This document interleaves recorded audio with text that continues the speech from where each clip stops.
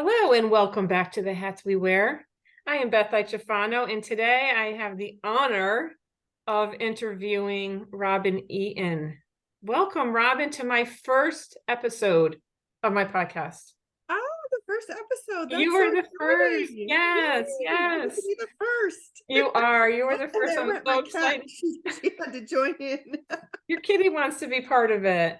So yeah, this is just a conversation between two friends. And I just want to hear about the different hats you wear and the joys of wearing that specific hat, and maybe even a hat that you used to wear and no longer wear. So whatever inspires you, whatever you think listeners would be interested to hear about is what you're comfortable sharing and what you want to share. But I really want to hear first just about the hats that you think you wear right now. Ooh.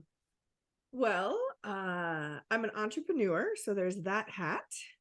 I am and within, like, underneath that, there's all these other hats, right? There's the shaman hat, there's the psychic hat, there's the medium hat, there's the teacher hat, there's the healer hat. Like, there's like underneath that, and then there's the marketing hats, some of the things that I don't enjoy as much. Mm-hmm.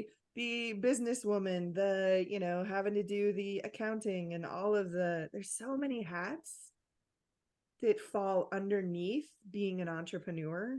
Mm-hmm. I don't even know if I could list them all. Yeah, I'm finding that right now. So I'm interested to hear about all those hats. That's for darn sure. So you've got the entrepreneur hat. What other hats do you wear right now? Um, the sister hat, the aunt hat. I would say one of my favorite hats is the teacher and the shaman, right? I love, as a shaman, you know, that's a practice. It's a way of living. It's not a religion. It's a way of living, and it's a practice, and it's about being in ceremony every day and being very intentional. And so that's one of my favorite hats. And I don't know that that one ever comes off, really. I mean, it's kind of just always there, or at least in the background, because it's a way of living. Mm-hmm. Right. Now talk to me about that shaman hat, because it's intriguing. And for any listeners that don't know what a shaman is, what is a shaman to begin with, and what are the joys that come with being a shaman? Yeah.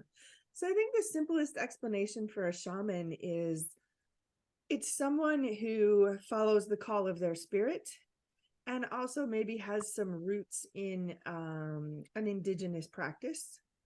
But here's the cool thing: we are all indigenous to the earth. We're all the earth's children. So we're all indigenous in some way. And shamanism is about respecting the original teachings that come to us from the earth, and the ability to create direct connections with creator, God, a great spirit, like universe, whatever label you works for you. To me, it's Mm-hmm. all the same. So Mm-hmm. it's about creating that direct relationship, and then living from that space, living from that understanding that everything has spirit, and we can learn to work together, to cooperate and appreciate one another. And in doing that, you can really create anything. Miracles are possible. The things that I've witnessed and experienced will blow your mind, right? Like, Mama Arena, one of my teachers in Peru, can she talks to the wind, right? She'll be doing a ceremony where she's got things that'll blow away, and she's out on a mountaintop, and she'll just like stop everything and talk to the wind and be like, listen, if you're going to be here, I need you to be in service, and I need you to quiet down, and I need you to hold this space until we're done. And I'm telling you, those winds will quiet I instantly. love it. I love it. Right? I Like, have to share with you, Robin, that because of you, I became cognizant of trees and speaking to trees and asking for permission to touch a tree. So my relationship with trees changed because of you. hmm, I never really thought of it before. So as in tune as I thought I was with nature, I really wasn't. I just wasn't aware. So I think becoming aware is the first step. Absolutely. And that's what it's all about. It's about being aware, being conscious, being intentional in all of our relationships. I mean, I love, like, the trees are such a beautiful example, because when we exhale, the trees, the plants inhale, right? Like, they inhale Mhm. our carbon dioxide, and then they send out the oxygen, and we inhale that. So we literally, like, share that cycle of breath. Yeah. Um, yeah.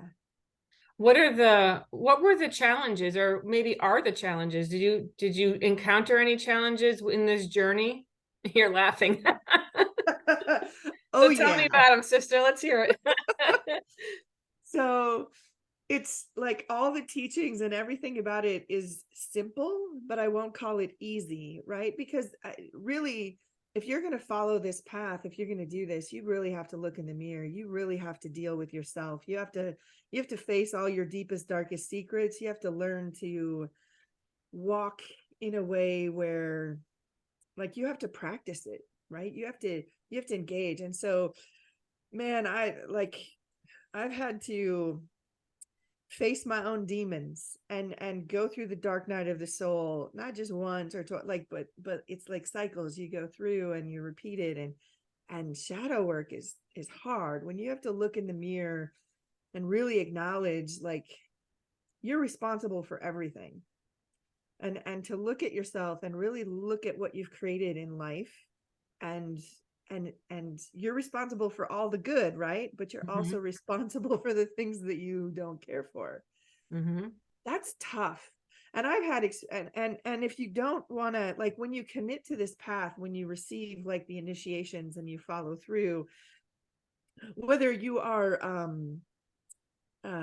consciously, engaged or not, if you're not facing it, it's like, well, you've made this agreement with creator that you're going to walk this path of truth, right? So so then you get sidelined. Like, if you're not willing to do it, all of a sudden you find yourself, like, purging. If you're not gonna purge your emotions by letting them flow, you'll find yourself, like, hugging the toilet, purging that way. Or Really interesting. I mean, Wow. I've landed in the hospital from purging so much when I was in Peru, because I was so busy running away from myself and my own fears, that it was like, oh, okay, you need some help with this. We're going to help you. And I got really sick suddenly overnight, end up in the hospital, purging from everywhere you can purge. Mhm. And suddenly I'm having to really deal with my fears, and like, surrender into it and let go. I'm in another country, I'm where I don't speak the language clearly. I mean, I have a little Yeah. Spanish, but not enough to be communicating with doctors in a Yeah. hospital. Yeah. My group has to move on, so now I'm alone. Oh no. Right? I'm alone. I'm completely helpless. I mean, it's all I can do, just to, like, hold my little bucket or run to the toilet when I need to. So I'm suddenly, like, in this situation where, like, I'm facing all my big fears, and what can you do except let go and surrender into it and just be in the experience. And so, like, that's part of the path too. It's like, you've entered into this agreement to learn to live in a new way, and you get the experiences you need to find the liberation, the freedom that you crave. And Mm. out of that, right? Like, so this was part of a, like, month-long trip through Peru, where I ended up in the hospital for a couple days. And in hindsight, like, that was one of the best parts of my trip, because of what I let go, what I Mhm. learned through that experience, brought me this whole new level of freedom that I didn't even know was possible. Because it was like, oh, well, here, just face all those fears, let them be, like, this, just wallow in it until, like, what are you gonna do? you Yeah. you just gotta let go. Now, two questions. Did you know that this was going to be required of you before you decided to become a shaman? Did you know that you'd have to face all this? Or was it like, and then so the second part of that is, when you were purging from every orifice that you could, did you connect that to the fact that you weren't willing to face what you needed to face. So first of all, did you know that you would have to? And then did you connect the two, like, oh, this is why this is happening? On some level I knew, but it's kind of like something's going to happen, but you don't necessarily really believe that you're going to have the tough experience. You think that yours is going Okay. to be all rainbows and glitter, and like you're I in, got no issues. right? You're I'm in the good. high of it. You're in the joy of it. You're in the, oh my God, this is so cool. And I'm learning Yeah. these things and I'm seeing these places and the energies are amazing. And then whoosh, you're like, oh, and then there's this part of it. Yeah. So like there's a part of me that knew, because you're going through initiations, right? And we think of initiation as the cool, like the ceremony part of it, right? Like the graduation ceremony after Yeah. completing a degree. And we forget, like, but to get to that degree, there's all those nights, studying, and there's all this time that you like there's sacrifice to get there. Mhm. So it's like I knew, but I didn't know. And I Okay. knew, but I didn't know how it would come. And I also knew that like part of the path is to face death. Part of the path is to face your own mortality and understand that you are more than this body, that like you will live on. And so there's that kind of understanding, but until you experience it, it Mhm. doesn't seem like I'm going to have that real experience. And then when I was in it, I was so busy, like I was so just immersed in it, that there wasn't a big recognition that there was an awareness, like, oh, I think I'm purging energy based on, like, I think I'm purging a lot of stuff that I've held on to. Mhm. But the real understanding kind of came, some of it came during it and some of it came afterward, looking back at it.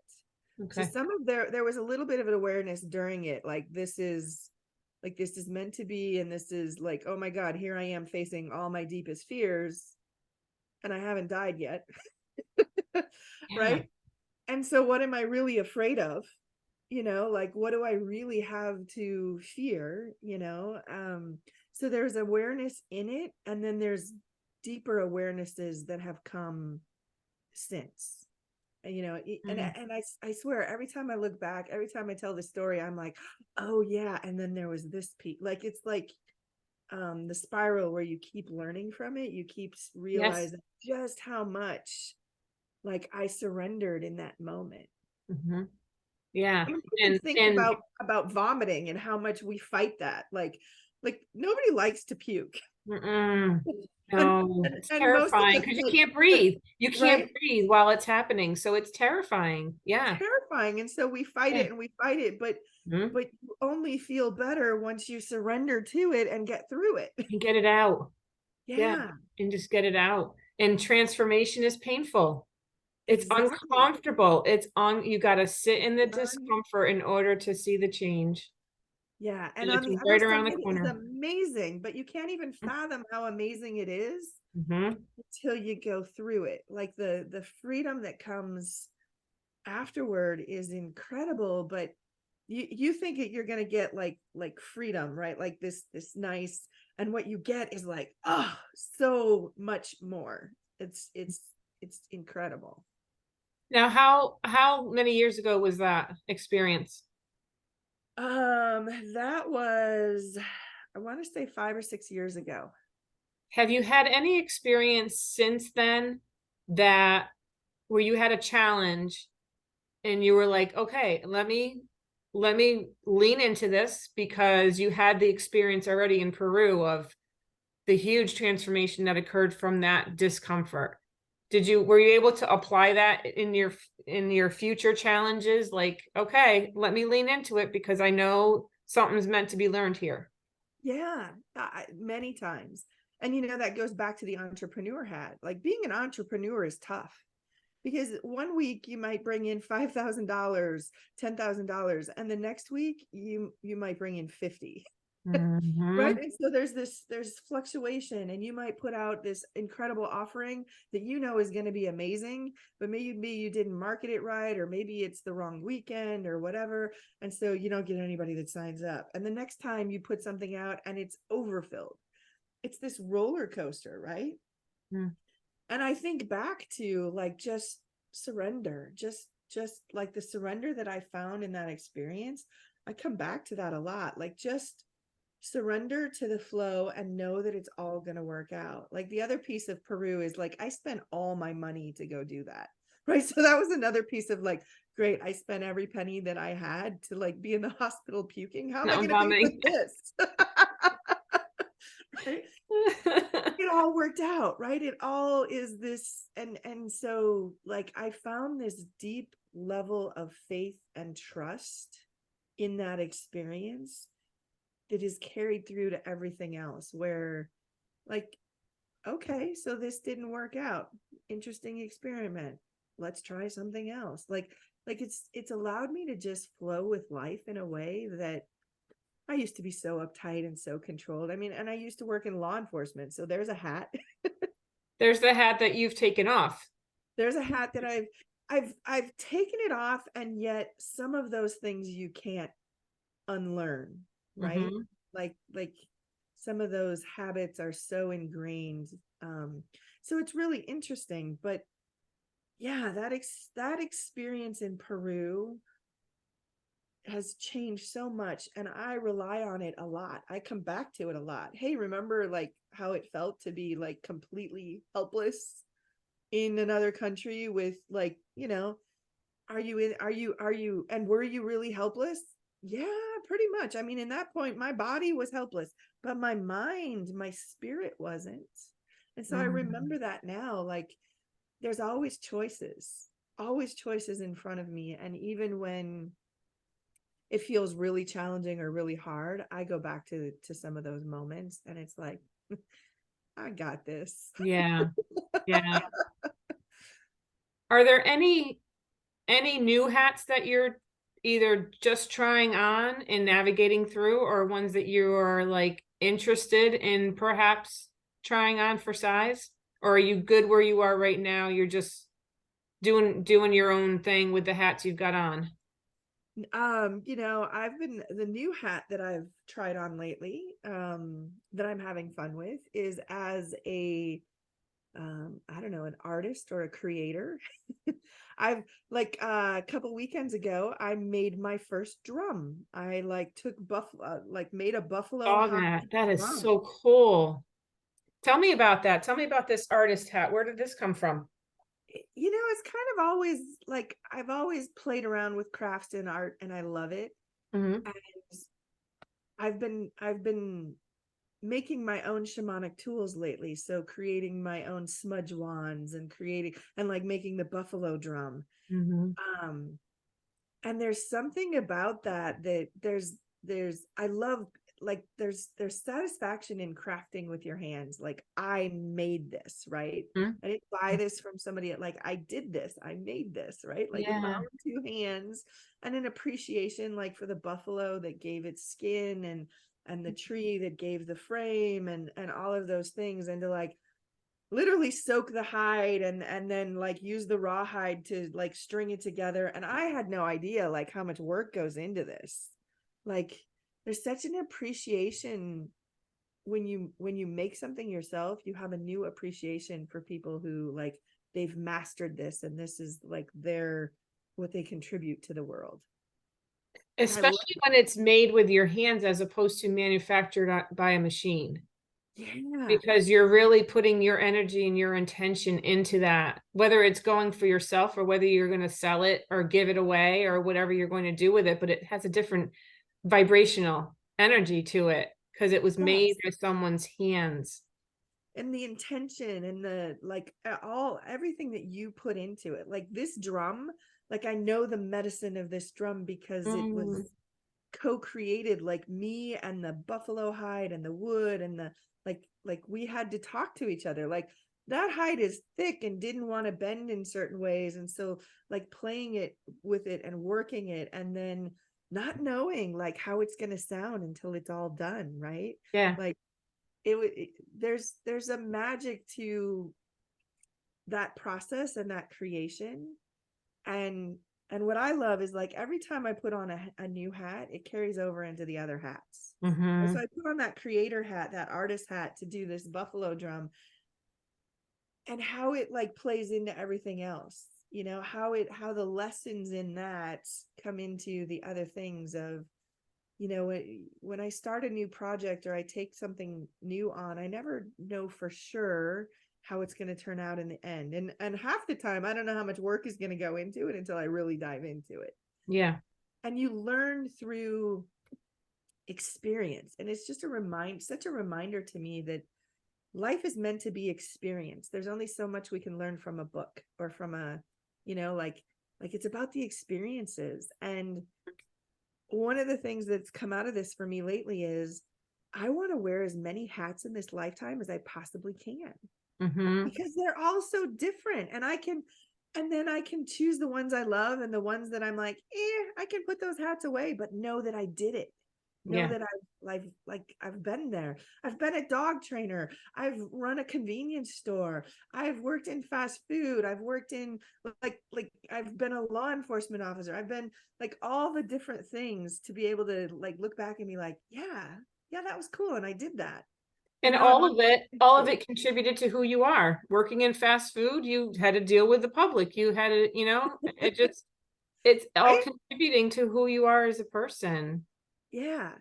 And Like I think a lot of times people, and I love that about you because you're you're willing to just do it, to take the leap. And for a lot of people, it's scary.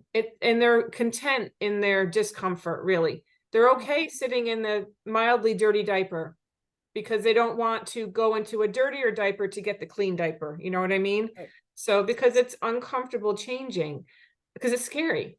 It's an Yeah. unknown. It's an unknown. So I give you credit for taking the leap all those times because you're like, hey, let me try this hat on for a while. All right, that's pretty cool. I'll wear that for a while. Oh, I don't like it anymore. Let's change it to something else. And that's really quite amazing. I give you It's credit for that.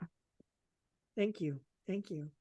Sometimes I forget to give to like own that and honor that. And it's important, and it really is about getting out of the discomfort, or Yeah. being willing to move through the discomfort to Hmm. find a new level of like bliss, right? Yes.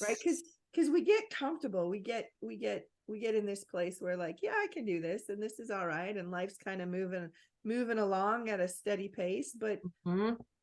I've learned to really enjoy the highs and the lows too, and to push myself to through the discomfort, because anything that's going to bring me like super joy, there's there's usually some discomfort to get there, because I got to get out of my comfort zone and try something new, try on a new hat. I've tried Especially on that entrepreneur hat is that's impressive because I know firsthand right now what that's like starting your own business. And did you the did you have were you always good about like asking for help? Like, I don't understand how to do this. I need someone to help me. You're saying no because you Oh, really hell have to no. surrender, don't you? Because you don't know what you're doing. And either walk around in the dark or you raise your hand and say, I could use some help over here, please. So what did you do? Or And how long truly, did it take you? like that's another like lesson from that experience in Peru, was like, you need help. You're not getting through this on your own, so you're gonna have to accept help. Yeah, the help, the more what you don't know what you don't know. Mm-hmm. And so one of the things when I first went out as an entrepreneur, I was trying to do it on my own, and quickly learning like that doesn't work. And so I started reaching out to people in similar lines of work and asking for like, how'd you get started? What do asking for suggestions. I partnered up with people. I partnered up with little shops to teach out of their shops and things like that. Um, it's asking for help is an essential part of being an entrepreneur, because you don't know it all and you can't wear every hat. You just like, I can't be everything. Mm-hmm. I can't master everything, right? Yeah. And so that's been a big piece of it, and asking like, okay, like how do you figure out how to manage the fluctuating income? How do you bring that to where you have a little bit of like stability? How do you market a class? How do you get new clients in? How do I, because there's so much to being an entrepreneur beyond just me offering the skill set that I have. Exactly. Because And I it's love the work, overwhelming. right? It's overwhelming. And it's Yeah. sensory overload. Like, okay, I'm going to go here. I'm going to go here. I'm going to do this. I'm going to do this. And and pretty soon you're on the floor in a fetal position because you Like, can't take it anymore. and Oh my God. it's so like that. It's because there's so much to it that I didn't realize was part of it. Oh, and figuring out like taxes. Mm-hmm. Like, taxes are different and record keeping is different, and so many things that I've just learned, ask, and don't ask just one person, but ask a bunch of people. Like, Mm-hmm. to myself, what do I think? What do I feel? What's, go out and get lots of feedback, and help, and hire out the things that I really don't like doing or I don't understand. I Right. hire somebody to help me with the taxes. Before Exactly. that, when I just had a regular like job, I did my own taxes because it wasn't that hard. But now it's not my area of expertise, and I don't want to learn it. Right. And I knowing don't what want you to do don't that work. know and being okay with what you don't know, Yeah. is really important too, I think. Yeah. Like, I don't have all the answers, and I don't have to. That was a big lesson, because I used to be that person that was like, I was on the extreme side of I'll do it all myself, like, independence, that Mm-hmm. was actually had crossed over to like, that's my shadow side coming out. Like, that's actually was coming from a place of, I'd been hurt before, and so I didn't want to ask for help because I didn't want to be told no. I didn't want to be disappointed, and so I had to get to a place where I had to deal with that past trauma, and get back out there and go through the discomfort of, yeah, somebody might say no. I might ask for help and somebody might say no. They may not have the ability to help me, or they may not have the time, or they may not want to. Yeah. And there are how many billion people on this planet? I can ask somebody else. Yep. And That's it an takes a important lot. lesson to learn. A really important lesson to learn. Yeah, but it took me a bit to get to that place. And I'm not gonna lie, there's still some hesitation at times in asking for help. I still sometimes have to address my own, like, this is not failure, right? Asking for help is not failure. Not asking for the help and not doing anything, that would be the failure, Yeah. right? Mm-hmm. Oh, that's Yeah. perfect. I love that. Well, if one of the listeners, if any of the listeners are interested in working with you, where could they find you? Online is my website is soul touched by robin.com. Okay, I'll put those in the show notes for anyone so we'll have a link there. Thank you so, so much for being my first guest. I loved Thanks for talking having with me. you This and was so connecting fun. again. I loved it. And I really want for the listeners out there, I just want you to learn from Robin and what worked for her. Not won't necessarily work for you, but know that there is wisdom in her words, and hopefully you've connected with her in the way that I have in the past, that's for sure. So thank you, Robin, for joining me. I appreciate it. And thank you to the listeners, and we'll catch you on the next episode of The Hats We Wear. Have a good day.